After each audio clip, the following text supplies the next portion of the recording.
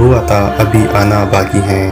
کچھ دیر بعد ایک درمیانی عمر کا شخص دھول میں لت پت تھکا ہارا ہاتھ میں ایک تیلی پکڑے پہنچا اور ہامتے ہوئے بادشاہ سے مخاطب ہوا، جناب عالی، میں معافی چاہتا ہوں کہ آپ کو انتظار کرنا پڑا۔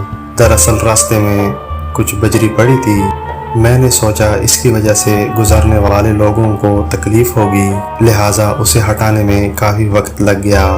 لیکن حضور، بجری کے نیچے سے یہ تیلی ملی ہے، اس میں شاید کچھ سکے ہیں، ہو سکتا ہے سڑک بنانے والے مزدوروں میں سے کسی کے ہو، اسے دے دیجیے گا۔ وہ شخص اپنی بات ختم کر کے چلنے لگا تو بادشاہ نے کہا، بوڑھی میاں، یہ تیلی اب آپ کی ہے، کیونکہ یہ میں نے وہی رکھوائی تھی اور یہ تمہارا انعام ہے۔ پھر بادشاہ دوسرے حاضرین کی طرف مخاطب ہوتے ہوئے بولا، بہتر